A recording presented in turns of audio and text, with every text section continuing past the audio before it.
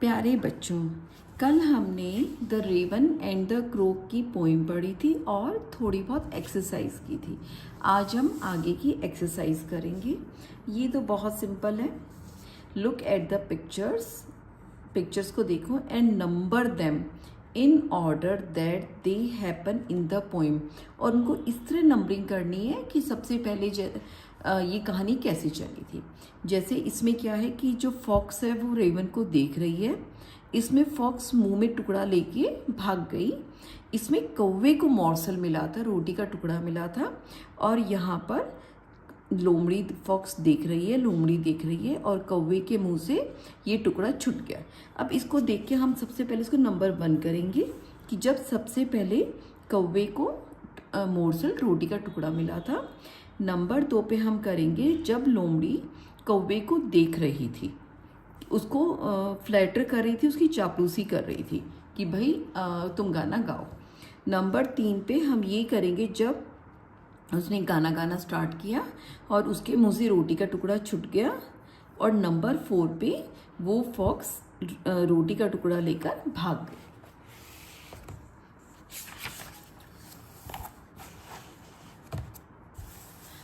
इसके बाद question number 2 है, read the following and answer the question that follows. Sir raven, you are a handsome bird. Sir raven, आप बहुत सुंदर पक्षी हो। सच फैदर, इतने सुंदर पंख। If you would only sing, अगर आप सिर्फ गा सकते, the bird of these woods, की इस जंगल की जो बर्ड्स हैं, जो पक्षी हैं, would call you the king, आपको राजा बुलाते। सच फैदर्स रेफर टू, जो ये फैदर्स वर्ड है, रेफर का मतलब इसके बारे में क्या बताया गया कि फैदर यहाँ पे क्या डिनोट कर रहा है, क्या वो पक्षी के बारे में रेफर टू, कैसे फैदर। शाइनी, ये नंबर ए पे है, शाइनी और ब्यूटीफुल, कि जो चमक रहे हैं, बहुत सुंदर हैं। ब्लैक एंड डल, जो काले और धुंधले से हैं। तीसरा ग्रे एंड लॉन्ग, जो ग्रे हो चुके हैं और लंबे हैं। चौथा शॉर्ट एंड अनअट्रैक्टिव, जो छोटे हैं और अनअट्रैक्टिव, जो अच्छे नहीं, लुभा नहीं रहे। तो इसमें हमारा पहला ऑप्शन जाएगा शाइनी एंड ब्यूटीफुल, जो चमक रहे हैं, जो सुंदर है। Why would the birds of the woods call the raven king, कि वुड्स रेवन को जो जंगल की बर्ड्स हैं वो रेवन को किंग क्यों बुलाएंगी। इसके में आंसर थोड़े लंबे हैं, मैंने इसके लिए आप लोगों के लिए इजी हो मैंने इसको एक कॉपी में लिख दिया है। क्वेश्चन है, why would the birds of the woods call the raven king.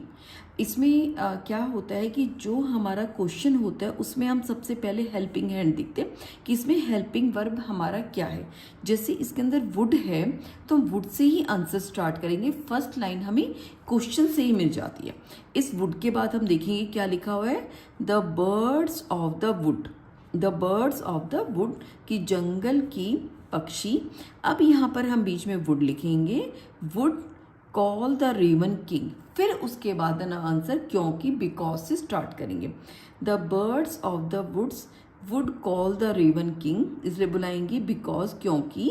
The fox flattered him, flattered का मतलब मैंने नीचे लिखा है, फ्लैटर्ड का मतलब होता है चापलूसी करना, क्योंकि फॉक्स ने उसकी चापलूसी की थी। चापलूसी का मतलब उसकी झूठी प्रशंसा की थी। बाय सेइंग द, कैसे, ये कहकर, हिज फेदर्स वर शाइनी, कि उसके पंख बहुत शाइन है, बहुत शाइनी, चमकदार है, एंड ब्यूटीफुल, और सुंदर भी है। इफ़ ही कुड सिंग, अगर वो गा सकता था, the he would be the king, वो of the birds in the woods, की अगर वो गा और सकता तो वो बर्ड्स का राजा बन जाएगा। नेक्स्ट क्वेश्चन है, वाई डज द फॉक्स, ये पेज नंबर 16 पर है ये questions. Why does the fox addresses the raven as sir, कि फॉक्स रेवन को सर क्यों बोल रहा था। सर हम कब बोलते हैं, जब हम किसी को रिस्पेक्ट देते हैं, हमसे बड़े हैं, स्कूल में भी हम सर बोलते हैं, या हमें कोई अनजान व्यक्ति मिलता है उसको भी सर या मैडम करके ही हम बोलते हैं। सर का मतलब आदरणीय। तो क्वेश्चन ये है कि फॉक्स ने रेवन यानी कौवे को आदरणीय क्यों बनाया। The fox addresses the raven as sir, यहीं से क्वेश्चन से हम आंसर ढूंढेंगे। अगर यहाँ पे डज है तो इसका मतलब ये प्रेजेंट टेंस में है, तो ये वाला एस यहाँ से निकल के इसके साथ चला जाएगा। The fox addresses the raven as sir, the fox addresses the raven as sir to flatter him, उसको खुश करने के लिए। यहाँ पे फ्लैटर का मतलब हम लगा देंगे उसके खुश करने के लिए उसने उसको सर बोला।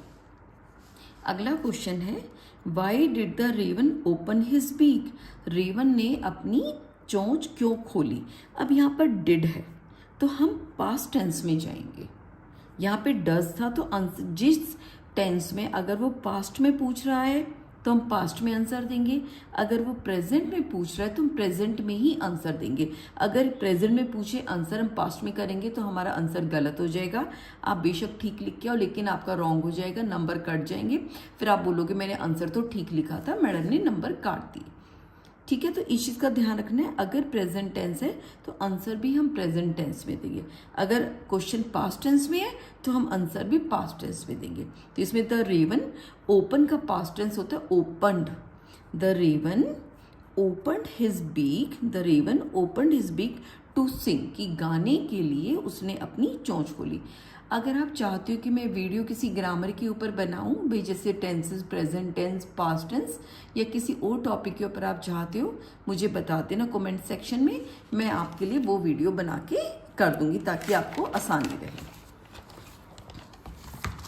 उसके बाद है क्वेश्चन नंबर 3, वाई डज। अब डज का मतलब ये फिर दोबारा प्रेजेंट टेंस में क्वेश्चन पूछ रहा है तो हम प्रेजेंट टेंस में ही इसको आंसर करेंगे। Why does the raven forget होता है भूलना, that his voice is just a croak, कि रेवन क्यों भूल गया कि उसकी आवाज़ बहुत भद्दी है। डज में है तो यहीं से आंसर स्टार्ट करेंगे हम। डज के बाद द रेवन, डज है तो forgets, the raven forgets that his voice is just a croak, कि उसकी आवाज़ बहुत भद्दी है, क्योंकि बिकॉज ही इज़ फ्लैटर्ड, यानी उसकी झूठी प्रशंसा की गई, उसकी चापलूसी की गई जिससे वो भूल गया। He is flattered by the fox word, कि वो उसकी जो झूठी बड़ाई हुई थी उसमें वो खो गया, जो फॉक्स के वर्ड ने बोला कि उसने उसकी फॉक्स की बातों को सच मान लिया, उसकी चापलूसी को उसने सच मान लिया। He is flattered by the fox word and became, और अपने आप में उसको बड़ा प्राउड का मतलब बहुत अपने आप में घमंड हो गया कि मैं बहुत अच्छा गाता हूँ, और वो भूल गया कि उसकी आवाज़ बहुत भद्दी है।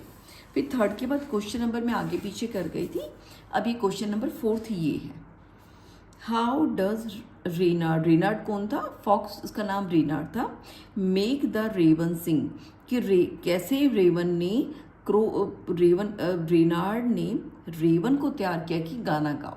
ठीक है, यहाँ पे प्रेजेंट टेंस है, हम आंसर प्रेजेंट टेंस में करेंगे। रेनार्ड मेक है तो मेक्स द रेवन सिंग, या अगर Reynard's make the raven sing by flattering him, यानी उसकी चापलूसी कर कर, एंड टेलिंग हिम दैट, और ये बताया दैट ही इज़ हैंडसम, कि वो बहुत सुंदर है, and would be the king of the birds, और वो सारे पक्षियों का राजा बन जाएगा, इफ़ ही कुड सिंग, अगर वो गा सके।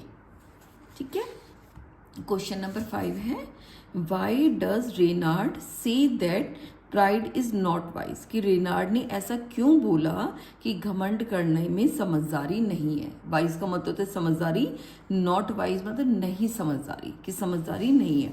अब फ्री प्रेजेंट टेंस में आंसर हम प्रेजेंट टेंस में ही करेंगे।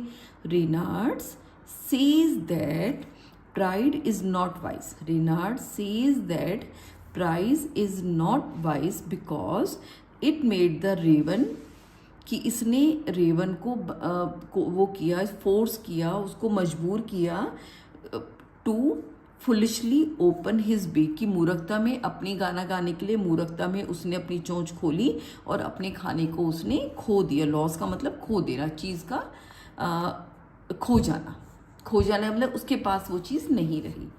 अब क्वेश्चन नंबर 6 है, give one reason why the teaching is quite a surprise. ये जो मैं आपको क्वेश्चंस करवा रही हूँ, ये जो आपकी बुक के जो क्वेश्चंस हैं इस पेज के, इसमें अब हम 6 क्वेश्चन में आ चुके हैं। ये 3rd हो गया, 4th हो गया, 5th हो गया, 6 क्वेश्चन था। Give one reason why the teaching is quite a surprise, कि कोई भी एक कारण बताओ जब उसने ये बोला था कि टीचिंग काफ़ी सरप्राइज थी। तो इसका आंसर क्या था? द टीचिंग इज है, प्रेजेंट टेंस है, तो आंसर भी हम प्रेजेंट टेंस में देंगे। यहाँ से स्टार्ट करेंगे। The teaching is quite a surprise because raven did not expect. Expect होते हैं उम्मीद करना। एक्सपेक्ट का क्या मतलब होता है? उम्मीद करना। कि रेवन डिड नॉट एक्सपेक्ट, कि रेवन ने उम्मीद नहीं की थी। टू बी ट्रिक्ड, ट्रिक्ड होता है किसी चीज़ को आप झांसे में फंसा लेना। To be tricked by the fox compliment. Compliment होता है कि उसकी अच्छी बड़ाई करना। कि एंड लॉसेस फॉर्ड, कि उसने ये नहीं सोचा था, रेवन ने ये उम्मीद नहीं करी थी कि फॉक्स जो कॉम्प्लीमेंट दे रहा है वो उसको सिर्फ झांसे में देने के लिए, उसको फंसाने के लिए वो उसको झूठे कॉम्प्लीमेंट दे रहा है और वो अपना खाना खो देगा। अगला 7th क्वेश्चन है इसी का ही। Imagine someone praises you too much, how would you react. Imagine, सोचो, समवन प्रेजेज यू, अगर कोई आपकी बहुत प्रशंसा कर रहा है, बहुत ज़्यादा प्रशंसा कर रहा है, हाउ वुड यू रिएक्ट, आप लोग कैसे रिएक्ट करोगे। सोचो, अगर आपकी कोई बहुत ज़्यादा बड़ाई कर रहा है, प्रशंसा कर रहा है, तो आप क्या करोगे। इसका हम क्या लिखेंगे? इफ समवन, ये प्रेजेंट टेंस है तो प्रेजेंट टेंस में ही करेंगे। इफ समवन प्रेजेज मी, यहाँ से स्टार्ट करेंगे। प्रेजेज यू की जगह जब हम आंसर करेंगे तो मी हो जाएगा। इफ, अगर someone praises me too much, फिर ये comma, I would be cautious. Cautious होता है ध्यान रखना, कि आई वुड बी कॉशियस, मैं ध्यान रखूंगा। एंड इविलवेट, इविलवेट होता है कि जांचना, कि जांचूंगा, कि मैं उसकी जो बहुत ध्यान से रहूँगा और जांचूंगा वेदर की there praise is genuine. Genuine का मतलब होता है कि ईमानदारी वाली, क्या उसने जो मेरी बड़ाई की है, जो मेरी प्रशंसा की है, वो ईमानदार है। या इफ़ दे हैव अटीरियर मोटिव, या उसके पीछे उनका कोई मकसद है। मोटिव का मतलब होता है मकसद, और जेन्युइन का होता है ईमानदार, ईमानदार वाला, कि उसने मेरी जो प्रेज की है वो ईमानदार वाली की है, या इसके पीछे कोई बड़ा मकसद है। अटीरियर का मतलब हम बड़ा भी लगा सकते हैं, कि उसके पीछे कोई उसका बड़ा मकसद है। अब यहाँ तक के आपके क्वेश्चंस हो गए हैं, ठीक है। अब आ गया था लेट अस लर्न, कि हम सीखते हैं। Write the rhyming words from the poem, कि राइमिंग वर्ड पोएम से बताओ। One has been done for you, जैसे लिम्ब, स्ट्रेंजर 1 में लिम्ब और हिम, ये मैंने आपको कल की वीडियो में बताया था। अगर आपको दोबारा सीखना है तो आप कल की वीडियो में जाके देख सकते हो। मैंने सीधा इनका आंसर लिख दिया। स्ट्रेंजर 1 में था लिम्ब, हिम, बीक, सीक।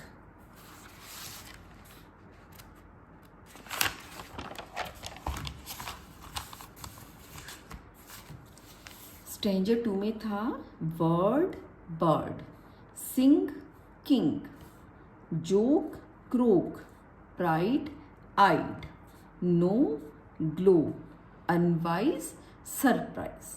ठीक है, ये आपके हर स्ट्रेंजर में 2-2 राइमिंग वर्ड थे। राइमिंग वर्ड्स वो होते हैं जो पीछे से बोलने में जिनकी एक जैसी साउंड आती है, जिसमें ड, ड, ग, ग। जोक, इसमें भी क, ड, ड, इस तरह। अब नेक्स्ट है हमारा study the underlines in the poem, कि जो अंडरलाइन का मतलब होता है जो अंडरलाइन ऐसे लाइन खींची हुई है। For the raven held in his great big beak, the word big and beak start with the same sound, कि आप देखोगे ये भी ब से स्टार्ट है और ये भी ब से स्टार्ट है, तो इनमें कॉमन क्या है, क्या इन दोनों के बीच में चीज़ कॉमन है, ये भी ब से स्टार्ट है, ये भी ब से स्टार्ट है, दोनों बी से स्टार्ट है।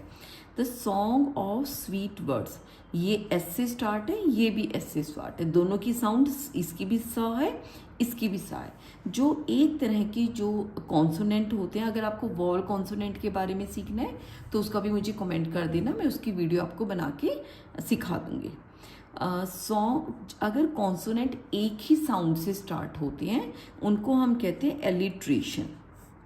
एलिट्रेशन इज रिपीटिशन, मतलब कि बार बार चीज़ें रिपीट हो रही है ऑफ कॉन्सोनेंट साउंड्स। जो साउंड कॉन्सोनेंट वाले होते हैं ए ई आई ओ यू वॉवल होते हैं, बाकी consonant at the beginning of the word, कि अगर स्टार्टिंग में कोई कॉन्सोनेंट सेम साउंड बार बार रिपीट हो रही है उनको हम एलिट्रेशन कहते हैं। Now pick another example of alliteration from stanza 2। Stanza 2 से कोई भी एलिट्रेशन वर्ड ढूंढ के लाओ। ये हमारा स्टैंजा 2 है। Set the fox in admit, ये भी नहीं है सर, ये एस से आर से यू एच से बी से, इसमें भी नहीं है।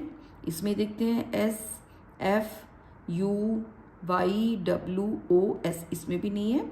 द बर्ड्स बी से, दीज वुड्स डब्ल्यू से, वुड, तो इसमें देखो कि वुड्स और वुड ये दोनों की दोनों वर्ड्स डब्ल्यू से स्टार्ट हो रहे हैं और डब्ल्यू हमारा कॉन्सोनेंट होता है, तो ये हमारे दोनों वर्ड एलिट्रेशन है।